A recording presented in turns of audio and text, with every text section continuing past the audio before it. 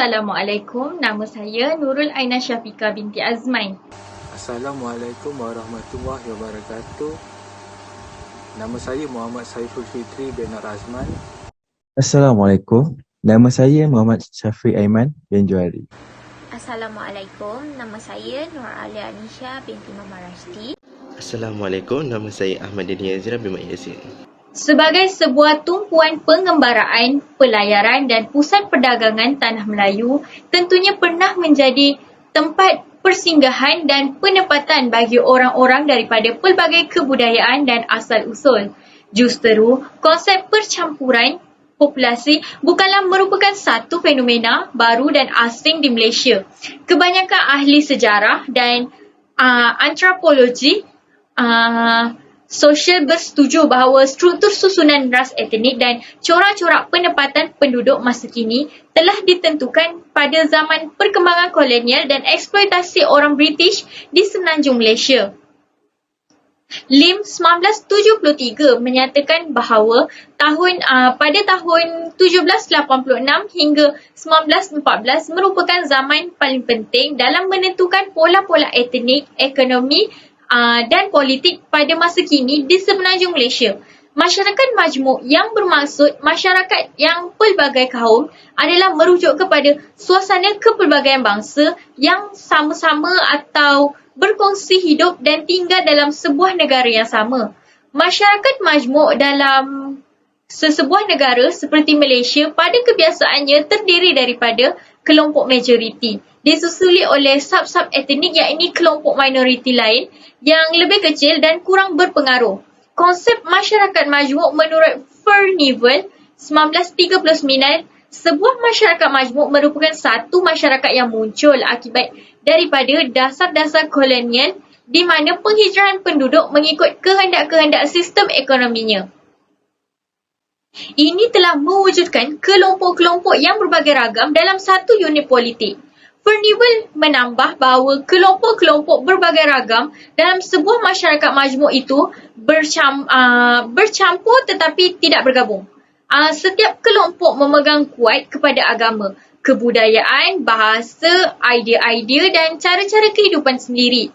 Komuniti-komuniti dalam masyarakat majmuk itu hidup secara berdekatan tetapi terpisah dalam unit politik yang sama. Sistem pembahagian buruh dalam bidang ekonomi pula adalah berasaskan ras di mana setiap ras dalam masyarakat itu mempunyai fungsi-fungsi yang berlainan. Integrasi bermaksud berlaku dalam konteks yang lebih luas dan lebih kukuh kerana ia adalah hasil daripada hubungan dalaman. Proses penyatuan kumpulan yang pelbagai latar belakang ke dalam satu entiti yang diikuti norma, nilai dan kepentingan yang seragam.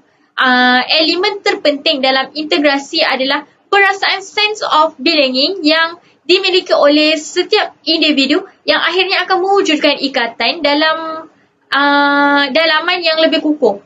Persoalannya, apakah isu dan cabaran dalam menjadi tiang seri integrasi masyarakat majmuk? Assalamualaikum dan salam sejahtera.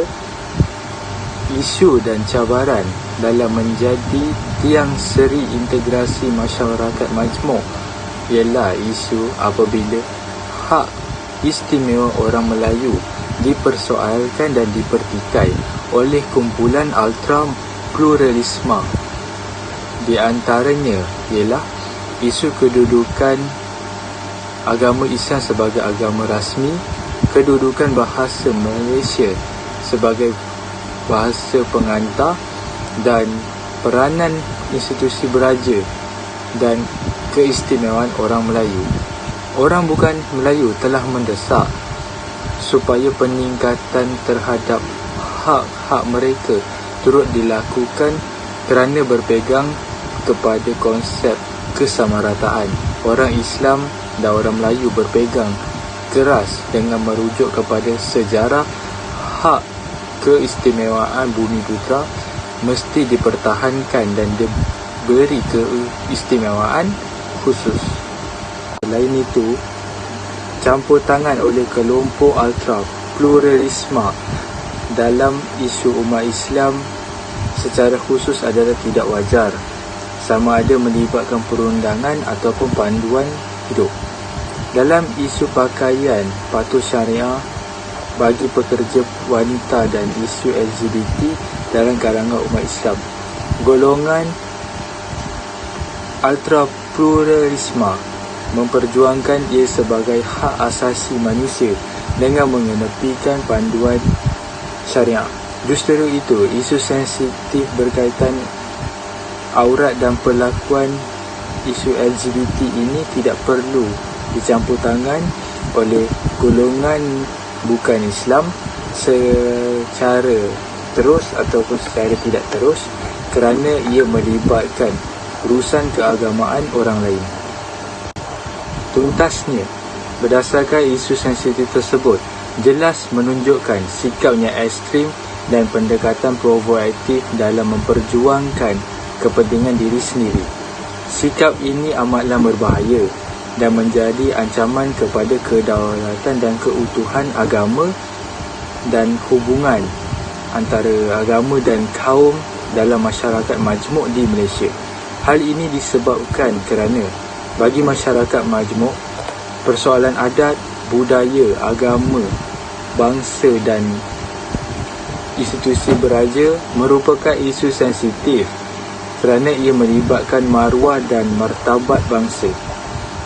Sehubungan dengan itu, bagi menjaga keharmonian bersama, setiap pihak perlu menekankan kepada pendekatan kesederhanaan dalam pola interaksi antara satu sama lain, khususnya dalam menangani isu-isu sensitif yang berbangkit yang ditimbulkan oleh pihak-pihak berkepentingan.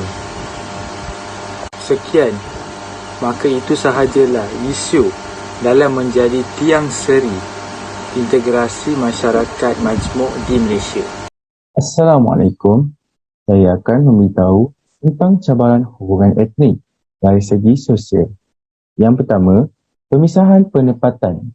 Pemisahan penempatan yang berlaku dalam masyarakat negara ini adalah akibat daripada kesan dasar pecah dan perintah yang diamalkan oleh British. British telah membawa masuk ramai-ramai imigran Cina dan India pada abad ke-19 untuk mengusahakan sektor pengembangan biji timah dan perdagangan getah. Implikasinya, pendapatan masyarakat terpisah, majoriti orang Melayu tinggal di luar bandar, kaum Cina di kawasan bandar, manakala orang India tinggal di estet. Yang kedua, pengasingan sistem pendidikan. Setiap etnik mempunyai sistem pendidikan tersendiri. Pelajar Melayu akan belajar di sekolah Melayu dan menggunakan bahasa Melayu. Orang India pula belajar di sekolah Tamil dan menggunakan bahasa Tamil, manakala bagi pelajar Cina, mereka belajar di sekolah Cina dan menggunakan bahasa Cina.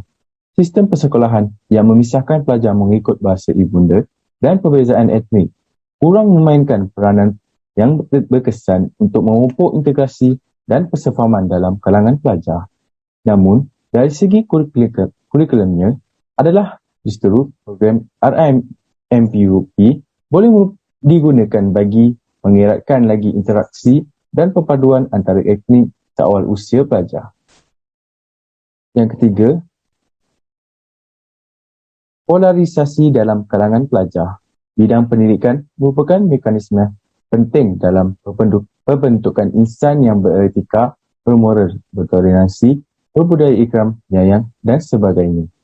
Walaupun integrasi kaum pada peringkat prasekolah, khususnya tadika, perpaduan adalah baik, tetapi keterasingan di peringkat sekolah rendah dan kerenggangan pada peringkat sekolah menengah seperti IPTA atau IPTS masih wujud. Ini menyukarkan lagi proses hubungan etnik di Malaysia. Terusnya, hubungan etnik dari segi ekonomi. Yang pertama, perbezaan pekerjaan. Ini ketara kelihatan apabila orang Melayu kebanyakannya terlibat dalam sektor pertanian, nelayan dan berkhidmat sebagai penjawat awam. Orang Cina sejak zaman British ditempatkan di Lombong dan kebanyakannya terlibat dalam bidang perniagaan, manakala orang India bekerja sebagai penoreh getah di estet dan bekerja landasan kereta api. Perbezaan pekerjaan ini menghalang interaksi yang lebih kerap sebaliknya interaksi itu berlaku dalam kalangan etnik yang sama. Perkara ini akan menghasilkan semangat perkauman terus menebal. Yang kedua, penguasaan ekonomi. Dalam sektor ekonomi, terdapat jurang yang luas dari segi penguasaan ekonomi. Kebanyakan orang Melayu menguasai sektor pertanian yang memerlukan banyak tenaga sumber manusia dan berteknologi rendah. Orang Cina pula, mereka lebih menguasai sektor yang lebih maju seperti perniagaan dan perdagangan dan berteknologi moden. Impaknya, wujud jurang pendapatan yang ketara dan ketidakseimbangan pendapatan turut berlaku. Tiap-tiap etnik berusaha untuk mendapatkan hak dan keuntungan lebih besar daripada pertumbuhan ekonomi dan peluang ekonomi yang wujud. Perbezaan dan penguasaan ekonomi oleh sesuatu kaum dan wujudnya jurang pendapatan antara etnik merupakan cabaran yang sering membawa kepada ketidakstabilan dalam masyarakat majmuk. Seterusnya, kita akan masuk kepada cabaran politik, iaitu politik perkauman. Politik perkauman boleh menimbulkan perasaan yang tidak senang hati dan keruntuhan semangat perkauman akan berlaku jika penyuaraan kepentingan etnik tertentu dibuat tanpa mengambil kira kepentingan semua pihak. Di sini akan berlakunya perbalahan antara kaum disebabkan oleh isu politik yang berat sebelah. Setiap kaum di Malaysia telah diwakili oleh parti politik masing-masing. Jadi di sini mereka akan sukar untuk menerima pemimpin dari kaum lain. Dari situ kita boleh nampak yang mereka telah mengamalkan sifat penting diri dan juga resis. Tambahan pula, jika isu perkauman diperalatkan seperti bahasa, kebudayaan, pendidikan, agama, kerakyatan, ekonomi dan lain-lain untuk kepentingan sesuatu pihak dan untuk mendapatkan sokongan rakyat, ia tidak akan menyumbang ke arah masyarakat yang bersatu padu. Cabaran globalisasi. Proses globalisasi atau pembaratan cara hidup berasaskan gagasan ekonomi dan politik barat sejagat merupakan cabaran yang perlu dihadapi oleh rakyat Malaysia. Semenjak orang barat memulakan era penjajahan mereka di timur pada abad ke-15, mereka tidak berhenti untuk mendominisasi masyarakat lain. Melalui penjajahan, mereka membawa pemikiran bahawa tamadun mereka lebih tinggi dan mengetengahkan bahawa bangsa lain kurang bertamadun. Di kala perkembangan pemikiran sosial dalam masyarakat mereka sendiri telah menolak perbuatan penjajahan sesama manusia, maka berlaku era penjajahan negara-negara terjajah. Barat membawa masuk pengaruh dari segi ideologi, budaya hedonisme dan nilai negatif, ekonomi bebas, sains dan teknologi yang memusnahkan dan sistem politik yang dianggap terbaik bagi semua manusia. Melalui globalisasi, juga mereka mengeksport segala macam keburukan yang merosakkan negara dan alam sekitar, budaya hiburan dan pengeksploitasian semua manusia dan bahan mentah. Malaysia tidak terkeluar daripada pengaruh ini kerana arus pembaratan dan globalisasi terlalu mendesak. Jika diperhatikan secara mendalam, secara tidak langsung, gejala ini mengakibatkan lenyapnya nilai luhur dan pemikiran barat diterima secara halus ke dalam masyarakat. Globalisasi dalam bentuk yang tersembunyi dan tersirat adalah lanjutan daripada proses penjajahan budaya pada abad ke-19 dan berupaya melemahkan tradisi sendiri serta menjadi penghalang kepada pembinaan jati diri dan tamadun Malaysia. Secara kesimpulan, populasi etnik di Malaysia sehingga kini meliputi 3 etnik terbesar iaitu Melayu, Cina dan India. Pelbagai usaha diambil untuk meneruskan agenda nasional dan secara tidak langsung memupuk ke arah hubungan etnik yang harmoni dan bersatu padu. Di antaranya adalah pelaksanaan Wawasan 2020, pelaksanaan Pelan Pembangunan 5 tahun, Dasar Pelajaran Kebangsaan, Dasar Kebudayaan Kebangsaan dan sebagainya. Usaha untuk memupuk perhubungan etnik di negara ini tidak akan mencapai matlamatnya tanpa adanya kerjasama daripada semua pihak. Dalam era globalisasi, terdapat banyak pelbagai cabaran yang mampu menggugat perpaduan di kalangan kaum etnik negara ini. Isu-isu internal dan eksternal menyumbang kepada kegoyahan hubungan etnik jika tidak ditangani dengan bijak. Kestabilan ekonomi dan politik merupakan asas kepada perpaduan hubungan etnik. Perpaduan yang dikecapi pada masa kini perlu dihargai agar terus dirasai oleh generasi yang akan datang. Kegagalan mengekalkan perpaduan memudahkan dominasi negara-negara lain untuk menaluki negara kita. Semua etnik tanpa mengira batas agama, budaya dan adat perlu belajar daripada sejarah agar sejarah penjajahan yang telah berlangsung lebih dari beratus tahun tidak akan berulang lagi. Oleh itu, kita perlu mengambil iktibar dari pengorbanan yang telah ditunjukkan oleh generasi terdahulu dalam menghayati erti sedia berkorban, toleransi dan juga rela berkongsi kuasa. Pemufakatan sosial ataupun social contract ini perlu diterima oleh semua rakyat Malaysia tanpa perlu mempersoalkannya lagi. Oleh itu, usaha untuk mencapai perpaduan dan integrasi kaum di negara ini bukanlah sesuatu tugas yang mudah. Proses untuk mencapai perpaduan dan integrasi mengambil masa yang lama serta memerlukan perancangan yang teliti, tepat dan bijaksana. Jika dilihat, bidang pendidikan merupakan salah satu bidang yang paling penting dan sesuai untuk mencapai hasrat kerajaan untuk mengeratkan, menyatupadukan serta mengintegrasikan pelbagai kaum. Setiap dasar yang dilaksanakan oleh kerajaan telah mendapat tentangan dan cabaran yang berbeza dari pelbagai kaum di negara ini. Melalui pemudayaan sikap ini secara langsung dapat menghindarkan negara Malaysia daripada berada dalam keadaan yang tidak stabil yang boleh merosakkan perpaduan yang sudah terjalin. Cabaran era globalisasi hadir tanpa mampu dielak oleh sesebuah negara. Justru itu, sesebuah negara perlu bijak dalam membuat perancangan agar dapat mengharungi segala cabaran yang akan datang. Keupayaan sesebuah negara yang dapat mengharungi cabaran-cabaran dengan baik mampu menjadikan negara sebaris dengan negara-negara yang maju yang lain. Seringkali faktor sikap mementingkan kaum sendiri melebihi kepentingan negara merupakan satu penghalang bagi kejayaan sesuatu dasar.